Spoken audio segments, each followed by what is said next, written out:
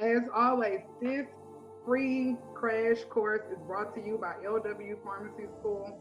We are so excited to be a part of your journey, to be a part of your time to learn, and we really appreciate you for watching and allowing us to help you study and prepare for the PTCB. This is the last course, the last free crash course of 2019. This year has definitely been a year that has gone by really quickly, and so anyway, we're gonna jump into it tonight. Um, Now I am gonna start with fractions, and we're gonna so you're gonna look and you're gonna be like, oh my God, Lindsay, you're just kind of going through, real simple things. But my thing is tonight, I want to make sure that I cover from the beginning to the very end of the information you need to know. A lot of you all are getting some of these questions you're getting wrong. And it's because when you don't remember some of your basic math, that will hinder you. Okay. So tonight, like I said, I'm gonna start off real slow, then we're gonna jump into it and it's gonna get a little crazy. Fractions. When you're thinking about a fraction, one tablet is going to be a whole. Okay. So if you have one tablet, that's 1,000 milligrams.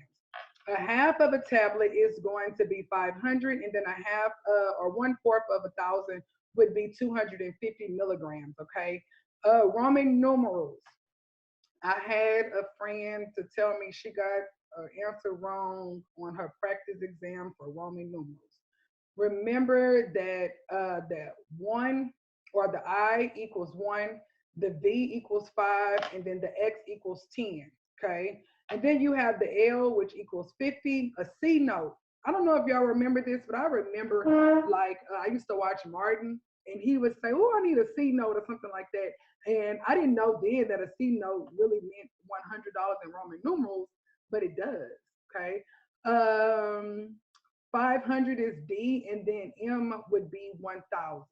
Okay. So when you think about the M, think about multiple and just think about 1,000. So if you see that on your test, that should help you. Rounding. Now, some of us didn't pay attention in the third grade or the fifth grade or whatever grade they teach you rounding. Okay. I had to raise my hand up on that one because, some of the times I wasn't paying attention. Uh, but rounding, I wanted to pull this out so you guys could see what rounding looks like. Okay, now I'm not going to give you a entire lesson on rounding, but I do want to just pull some of this out. When we're going to the ones place, the tens place, the hundreds, the thousands, the 10,000s, we are increasing the value. So we're going this way. Okay. When we are going and it says round to the tenth, or round to the hundreds, or round to the thousands, we're decreasing and we're going this way. Okay. So here I have an image of a whole pill, and we have 500 here, 50, 5 milligrams, zero point 0.5. 50 milligrams would be zero point 0.5 tenths. So we placed the decimal one place to the right. Even if you're not good with necessarily the rounding, if you know how to do your decimal places, that'll help you as well. Um, Here we went two more places to the right. So, and let me tell you, what you will notice is it's not necessarily that the decimal is going all the way. You're going to see two places. So here we saw one place, right? And then here we see two places behind the decimal. Here we see three places behind the decimal, and then we see four places behind this decimal. Now, I'll reiterate, and I'll tell you this all day long. When you get in pharmacy, you may not ever have to do this again. But for the sake of the test, you do have to make sure that you understand and know how to do this. Okay. Again, if our channel and if my videos have been any type of inspiration to you or motivation or have given you the determination you need to study that PTCB exam and to pass it, please make sure that you subscribe to our channel, LW Pharmacy School. Give us a thumbs up on Facebook. Follow us on Instagram. Also follow us on Twitter. We're also on LinkedIn, and our name is LW Pharmacy School. Percent. Percent means per 100 or hundreds. Okay. So 100% of a dollar would be 100 pennies. 40% of a dollar would be 40 pennies. 5% of a dollar would be 5 pennies. When you're converting a ratio to a percentage, okay? So sometimes you're going to see this ratio where you see this 5 to 1 or 1 to 5 or 1 to 2. You need to know what to do and how to actually make sure that you can get to the answer that you need. The first thing you would do is to divide the top, the numerator by the denominator. Let me say it like that. Multiply by 100. Why are we multiplying it by 100, Lindsay? Because 100 is our whole number when we're talking about math.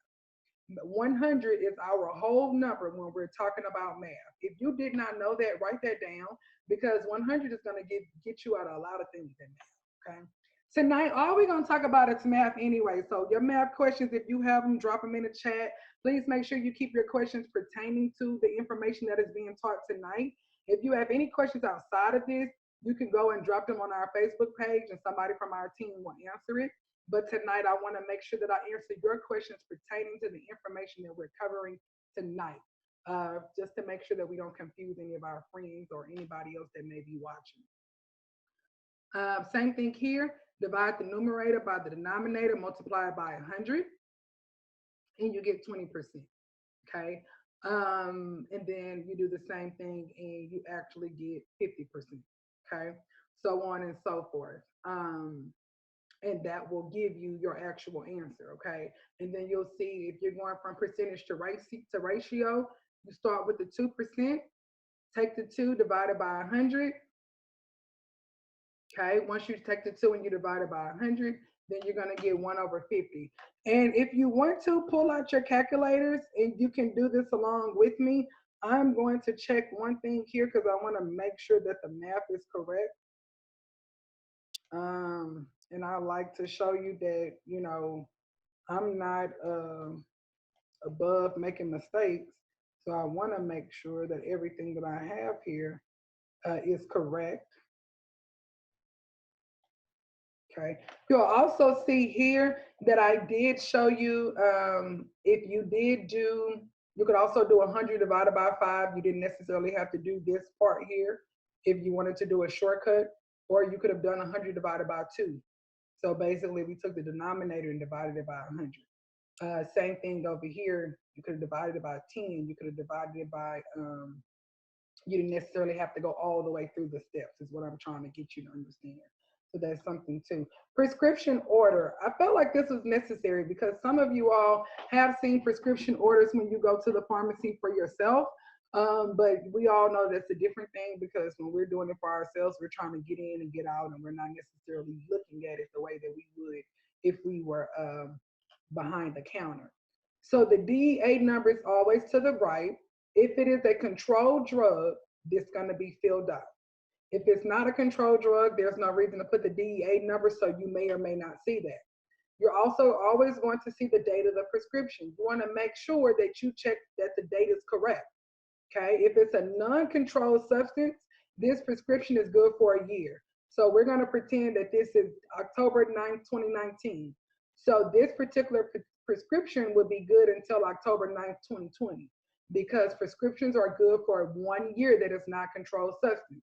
If it's a controlled substance like controls 3 through 5, that prescription is good for 6 months. Didn't I just teach that to y'all? Okay. Now, if it is a C2 drug in the state of Texas, that script is only good for 21 days. You want to check with your state board of pharmacy to see how long a controlled substance script is good for. Okay. But again, if it's a non-controlled substance, it's good for a year. If it is a controlled substance, 3 through 5, it's good for 6 months. And then if it's a controlled 2 in the state of Texas, it's good for 21 days. Please make sure you check with your board of pharmacy for your state to make sure that for controlled substance 2, that 21 days is the maximum or the expiration date. You'll see the full name of the patient is here. We have the address. Okay.